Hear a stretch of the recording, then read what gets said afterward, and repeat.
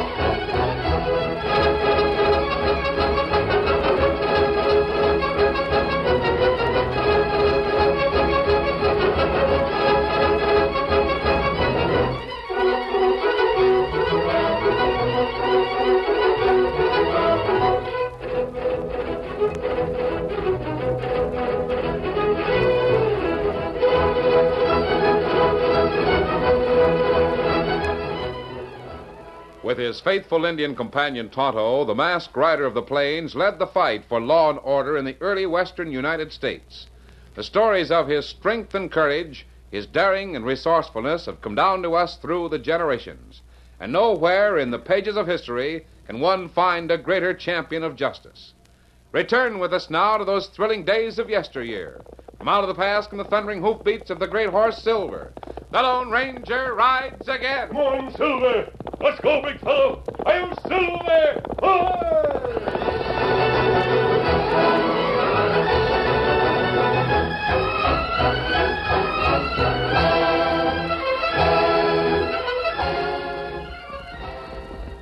The Lone Ranger and Dan Reed reached the top of a small hill on their way to join Tonto. Oh, Silver, oh, boy. Oh. Easy, boy.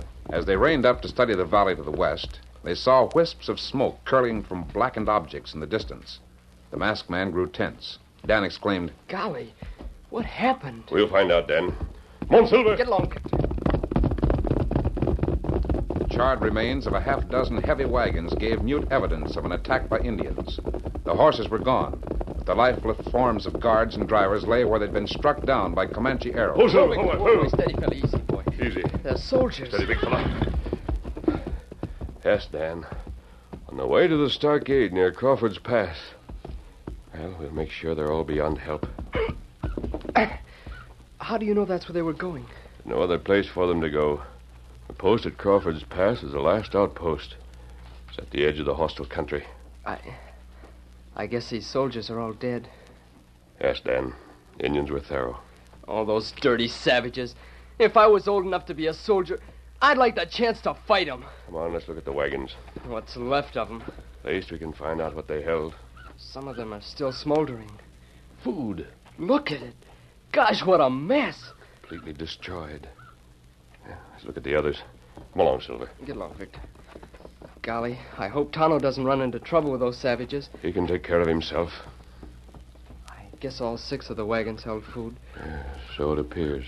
I wonder why the Indians didn't steal it. They probably didn't need it, Dan. But then why did they attack the supply train? They didn't want this food to reach the outpost. Silver. Steady, boy. What's the matter with him? Look to the west, Dan. A horseman. He's coming this way. Don't you recognize him? Dust makes it hard. Why, it's Tonto. All right, Silver, take it easy. But why is Tonto coming here? I thought you told him to meet us at the campsite. He'll answer for himself when he joins us, don't worry.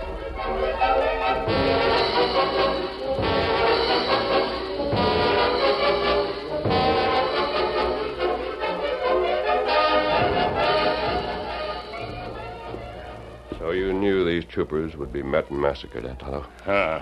Me try to bring warning. Me too late. But how'd you know about it, Tonto? Well, me meet Comanche. Him tell Tonto there plenty trouble ahead for soldier. Soldiers have had trouble for the last 6 months.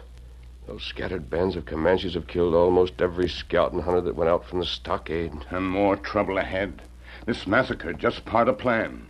What do you mean, Tonto? Well, Comanche want to capture stockade. Oh, golly. They must realize there isn't a chance. They have bows and arrows. The men in the stockade have rifles and cannon. That's why Comanche want stockade. Them want rifle and cannon. But a handful of Comanches couldn't hold... Dan, many handful together make big number. Are all of the small bands combining? That's right. Golly. And there might be real trouble. All Indian go to powwow in hills. Indian leader make big plan. Leader plenty smart. Do you know the leader, Tonto? Him Red Fox. Red Fox? That's right. Smartest of them all. I've heard about him. The Army has set a dozen traps for him, and he's always escaped capture. So Red Fox is taking charge. That's right. Red Fox wants that stockade. If he has men enough, But you said that the Comanches had only bows and arrows. There's another weapon, Dan. What's that? Look at those wagons. The food that was destroyed. If Red Fox is cutting off the food supply, he's making a weapon out of hunger. I wonder if that's his plan. Kimasabi. Maybe me find out. How, Tonto? Me go to Indian powwow. You, Tonto? Tonto, you think you could get away with it? Well, me try. You know where the Indians are meeting? Me know. Couldn't the soldiers attack them there? Indians scatter in hills, Dan. Soldier not get 'em. Go to the meeting, Tonto. Dan and I will go to the camp where we originally planned to meet you. We'll wait there until we hear from you. That good. You'd better unsaddle and ride bareback like the other Indians. That's right. Here, I'll help you. So will I. When you've learned something about Red Fox's plans, we'll take the information to the commandant at the stockade. Steady, Scout. Steady, fella. There, saddle. We'll take it to camp with us. Good luck to you, Kimasabi. We'll be waiting for you, Tonto. Me come soon. Get him up, Scout.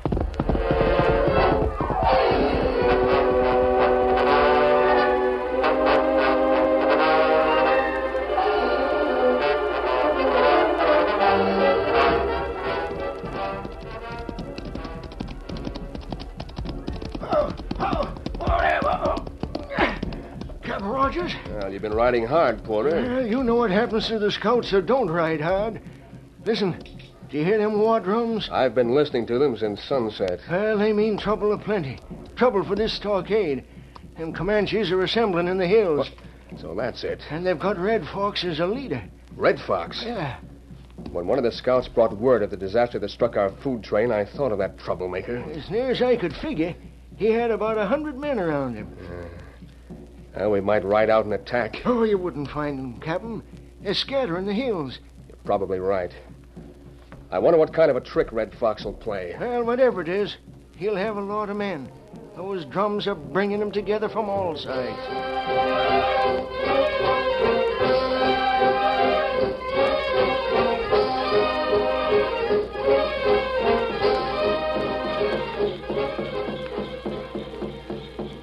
The Comanche guard permitted Tonto to pass unchallenged. He found himself in a horde of dancing, chanting savages whose war paint gleamed in the light of many fires. Tonto saw Red Fox in the center of a dancing circle. Presently, the cunning leader donned a great headdress of eagle feathers. He stepped to the top of a rock and flourished a spear. His voice was sharp, high-pitched. His phrases were clipped. Komatu! Sodesoat! Kahatega! Suum Mawa!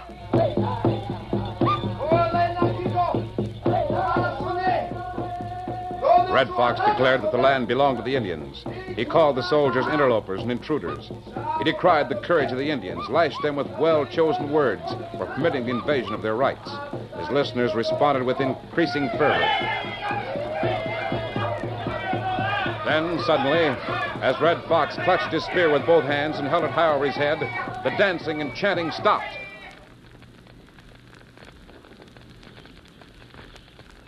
For several seconds, there was no sound other than the crackling of the fires. Every Indian stood silent, waiting for the next words from Red Fox. Even the horses seemed tense, as if they, too, had been brought under the spell of a leader. Then, Red Fox spoke in a different tone. Shautami Kule! Seimu! Mahetela! Kanu Souta Lakeluno! Tonto understood enough of that dialect to know the grim importance of the speech. Red Fox told the newer arrivals what had already been done to hurt the soldiers. Then he outlined his plans for a final coup that would wipe out the gallant outpost.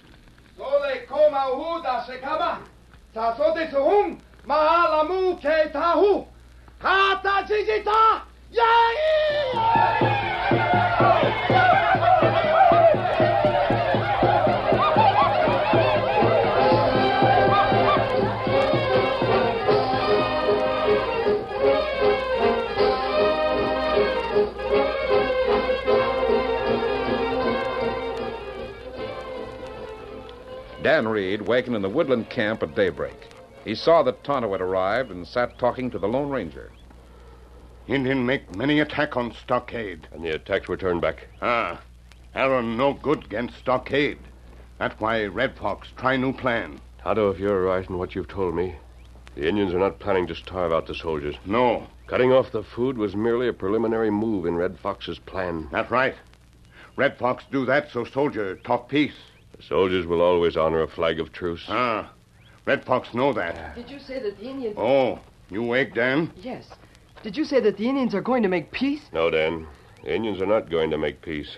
They're going to try to wipe out the entire garrison in one swift move. Oh, golly. Pack up the blankets and saddle up. Are we breaking camp? As quickly as possible. You go tell soldier what Red Fox plan? Yes. Yes, I'll have my... We must try to do more than merely warn the soldiers. We may need all the time we can get. But after we warn them, what else can be done? I don't know yet, Dan. Steady, Silver. The soldiers know that Red Fox plans to violate a flag of truce. They'll refuse to honor the white flag. Well, won't that spoil Red Fox's plan? Spoil his present plan. Oh. It'll simply postpone the end. Red Fox will try something else. If that fails, he'll have another scheme to wipe out that garrison. That's right. Best the soldiers face starvation. They're going to try to turn Red Fox's plan against him.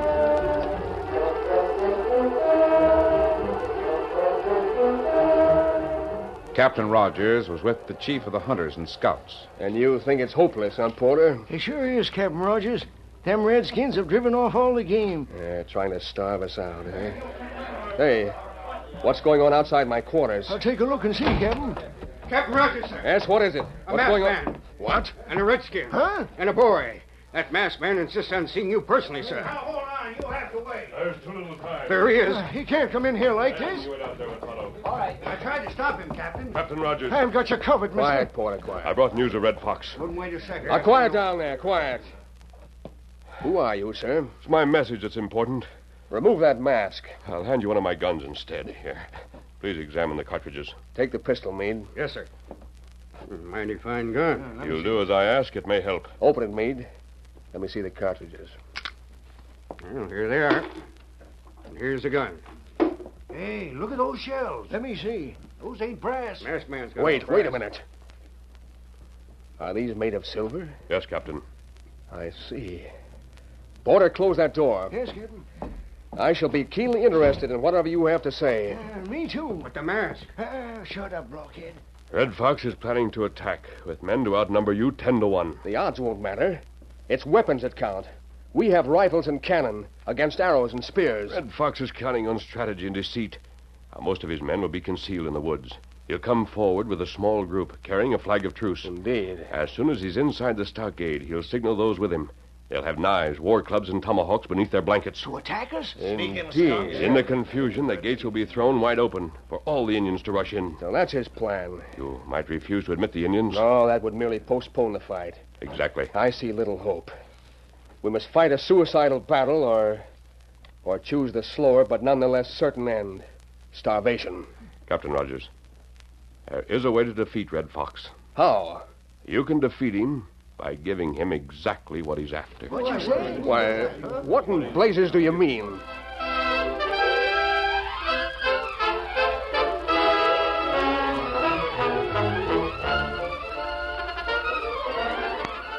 The curtain falls on the first act of our Lone Ranger story. Before the next exciting scenes, please permit us to pause for just a few moments.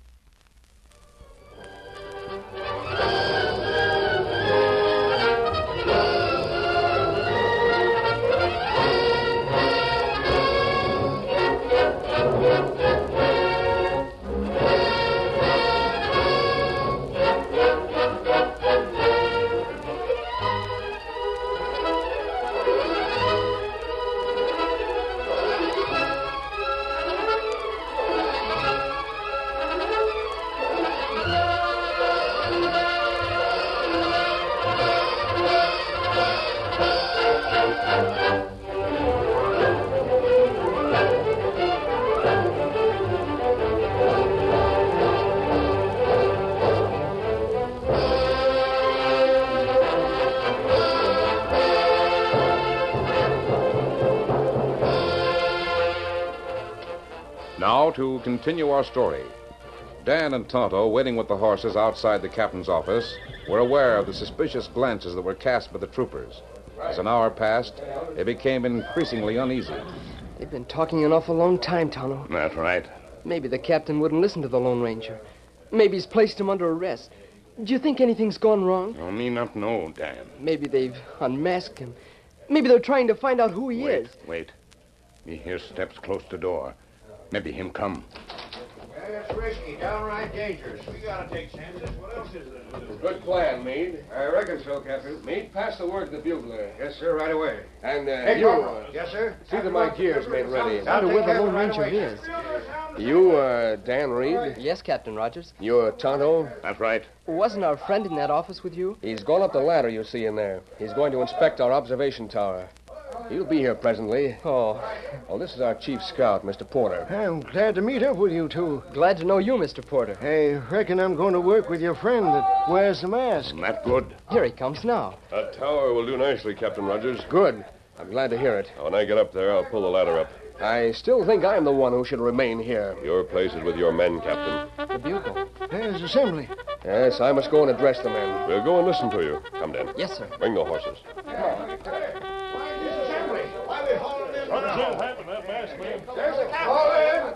All in there. Get the line. The arrival of the masked man and the subsequent conference behind closed doors had aroused the curiosity of the troopers. The unexpected call for assembly brought wonderment to their faces and countless questions to their lips as they fell into line. Attention! The captain stepped forward. All right, men. At ease. Men, our food is low.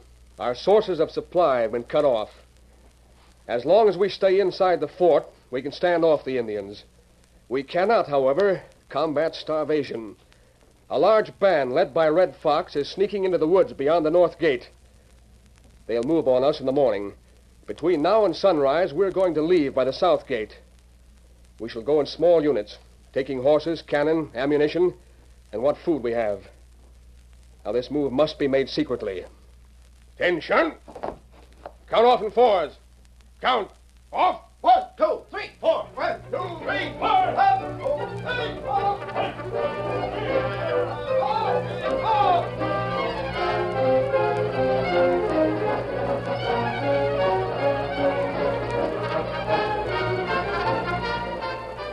The movement of the troops was concealed by darkness and a mist that rose from the ground. All sounds were muffled as groups of four left through the south gate and headed for a nearby gulch that was large enough to conceal the cannon as well as the men and horses. Through the long hours of the night, 4 pairs of eyes watched from the observation tower. 4 more have just left. How about the group ahead? I guess they've reached the gulch, but the fog's hidden them. How is it on the west, Porter? Quiet as far as I can see. How about the woods to the north, Tonto? Plenty quiet. Indian not like to move in dark when ground covered by fog. Indian think fog. Plenty evil spirit. Hello up there in the tower. Yes, Captain Rogers? Most of the men have left. You wanted me to let you know when I was ready to leave. I'm ready. Thanks. Dan will be right down. Dan, here to go with Captain Rogers. But I thought that I was going to Before stay... you go to the gulch with the captain, take Scouts and Silver out of the gate. Leave them at ground hitched directly beneath this tower. All right. Lucky the tower's over the north wall. We can reach the horses by going down a rope. I'll join you later, Dan. I'll get going. Watch your step on that ladder. I am. Don't forget about Scout and Silver. I won't. Well, we'd better get over to the lookout post on the north wall. It'll soon be daybreak. Yeah. Red Fox comes soon after daybreak. We'll be ready for him.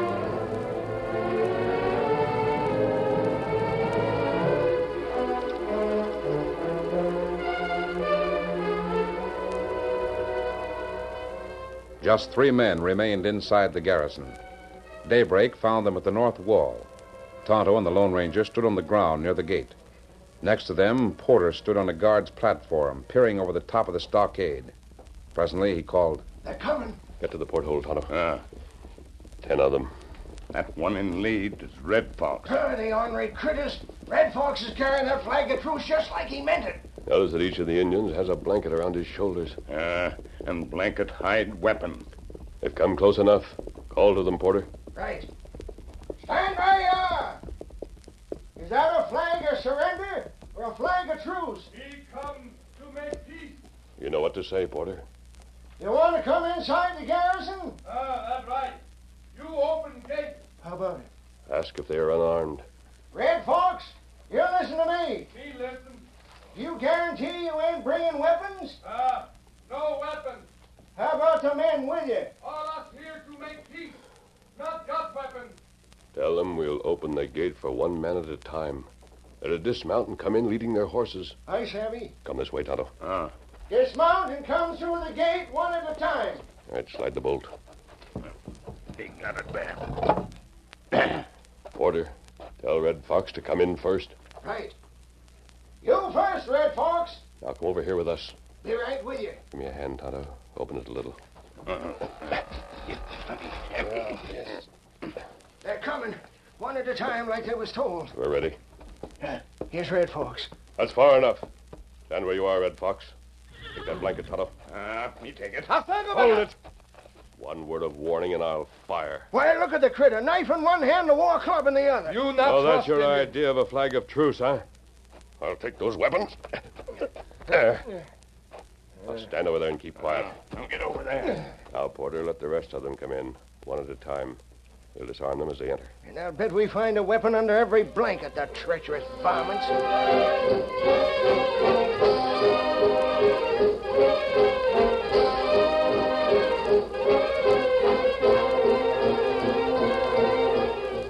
One at a time, the Indians stepped through the narrow opening in the gate. As each one came in, his blanket was snatched from his shoulders. There. Make a sound and you'll get wrapped on the roof. Throw down that knife and stand next to Red Fox. When the last Indian was inside, the gate was closed. Red Fox and his group were silent and resentful as they stood in a line, glaring hatred at the masked man. We know your plans, Red Fox. You brought these men to create a disturbance. You expected them to leap at the nearest soldiers and sustain a hand-to-hand struggle, while you threw that gate wide open.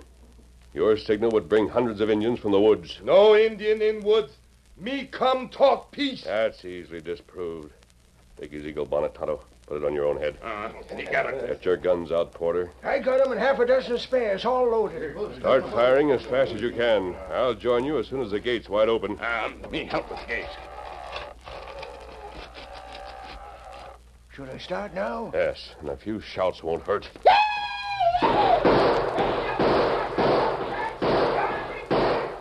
Let the Indians in the woods see that headdress, Tonto. Them see it.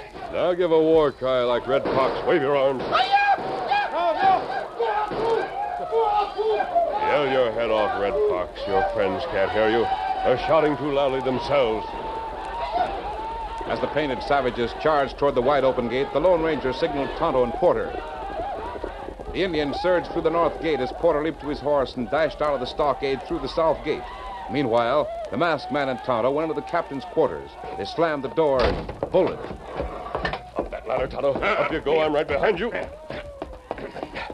It took but a moment to reach the platform in the small tower with openings on all four sides. I'll take care of the ladder, Tonto. Look out the south window. See if our horses are on hand. Horses right under window. Are the ropes ready to slide down? Them here. What about Porter? See him? Him ride plenty fast. Him nearly to Arroyo. And the soldiers will be on the move. Indian try smash door. I'll get their attention and speak from the window. Watch out for Ara. I shall. This'll get their attention. Ara. Red Fox, all of you, listen to me. Ara. Someone shoot. No more of that. We'll use guns on you. Red Fox has led you into a trap. You are here without food. The soldiers and the guns you wanted are gone. There, Bugle. That signal, Captain Ready. Hear that? The soldiers are outside. Your arrows cannot reach them. But their weapons can kill you if you try to leave. So you can't leave. If you remain, hunger will conquer you. Now, when you are ready to make real terms for peace, put the signal in this tower. Now, Tonto, get down the rope. We'll join the troopers.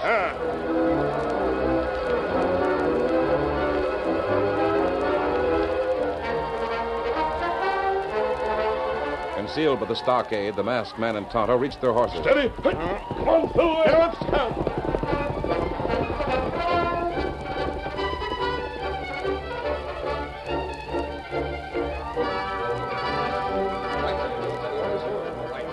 Dan Reed, Porter, the captain, and the troopers in the Aurora watched the oncoming horses. Stand ready at that cannon.